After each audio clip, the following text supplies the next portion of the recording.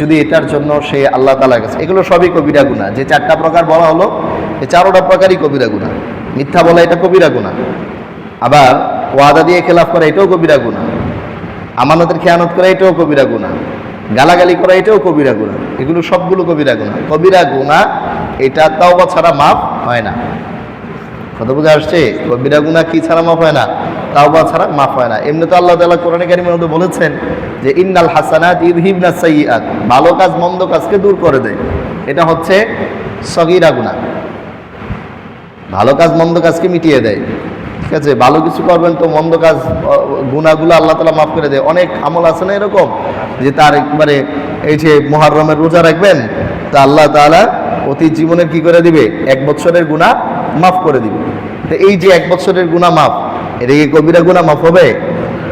এই জাতীয় যত ফজিলতের হাদিস আছে, যে 1 বছরের গুনাহ মাফ, 2 বছরের গুনাহ মাফ, 12 বছরের গুনাহ মাফ, এই গুনাহ মাফ দ্বারা সগীরা গুনাহ বোঝানো হয়েছে। নেক আমলের মাধ্যমে সগীরা গুনাহ মাফ হয়, কিন্তু কবিরা গুনাহ এটা তাওবা ছাড়া মাফ হয় না। এটা উলামায়ে কেরামের সর্বসম্মত মত। তাহলে এই জাতীয় যে অন্যায়গুলো আমরা করি, এগুলো যদি শয়তানের ধোঁকায় পড়ে করেও ফেলি, তো সাথে সাথেই যেন কি হই? অনুতপ্ত হই, আল্লাহ তাআলার কাছে তাওবা করি, আল্লাহ মিথ্যা বলে ফেলেছি, অনেক বড় জঘন্য কাজ হয়ে গেছে, এটা আমার থেকে ঠিক হয়নি। অনুতপ্ত হওয়া এবং আল্লাহ তাআলার কাছে তাওবা করা। কারোর সাথে ওয়াদা খেলাপি করলে যদি এটা ওই ভাইয়ের মনের মধ্যে কষ্ট যায়, তাহলে প্রথমে তার কাছে ক্ষমা চাওয়া, এরপরে আল্লাহ তাআলার কাছে ক্ষমা চাওয়া। আমানতের খেয়ানত করলে প্রথমে ওই ব্যক্তির কাছে ক্ষমা চাওয়া, এরপরে আল্লাহ তাআলার কাছে ক্ষমা চাওয়া। গালাগালি করলে, কারো মনে কষ্ট দিলে, প্রথমে ওই ব্যক্তির কাছে ক্ষমা চাওয়া, এরপরে আল্লাহ তাআলার কাছে ক্ষমা চাওয়া। ওই হাদিস হয়তো আপনাদের মাথায় আছে যে আল্লাহ রসুল বলছিলেন যে দেউলিয়াকে বলো, দেউলিয়াকে। সাহাবা একরাম বলছিলেন যে যার কাছে টাকা পয়সা নাই সেই তো দেউলিয়া। রাসূল সাল্লাল্লাহু আলাইহি ওয়াসাল্লাম বলেছেন না, যে কিয়ামতের দিন অনেক নেকি নিয়ে আসবে, কিন্তু এক এক হকদার বের হবে, তার নেকি সব নিয়ে যাবে। তো ওখানে আল্লাহ রসুল উদাহরণ দিতে গিয়ে বলেছেন কদ শাতামা হাদা, একজন হকদার আসবে, যে আল্লাহ তাআলার কাছে বলবে আল্লাহ এ আমারে গালি দিচ্ছে, তো গালি সমপরিমাণ নেকি তাকে দিয়ে দিতে হবে।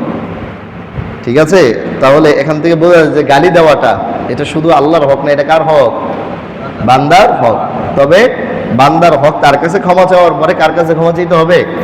আল্লাহ তাআলার কাছে ক্ষমা চাইতে হবে। তওবার জন্য শর্ত 3টা। যদি অপরাধ হয় বান্দার আর আল্লাহর মাঝে, যদি অপরাধ হয় বান্দা ও আল্লাহর মাঝে, তাহলে তওবার জন্য শর্ত হলো কয়টা?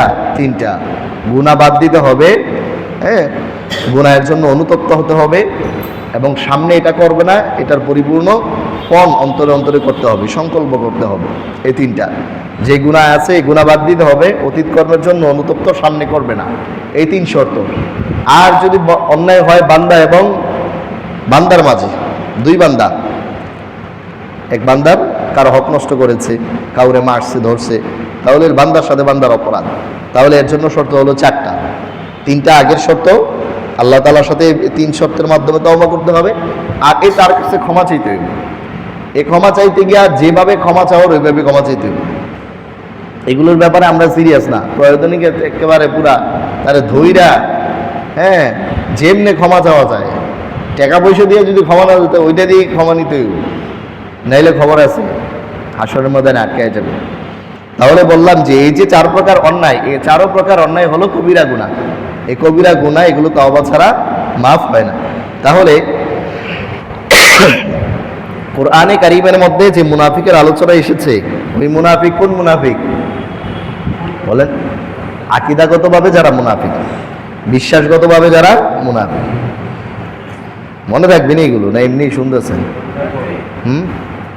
কোরআনে কারীমের মধ্যে এগুলো মিলায় ফেললে তো আবার পেছ লাগে যাবো, নিজের মধ্যেই তখন প্রশ্ন আসবে। কোনো জায়গার মধ্যে আপনি হাদিসের এই মুনাফিকের বিবরণ শুনলেন, তখন আপনি ভাবলেন যে হ্যাঁ এগুলো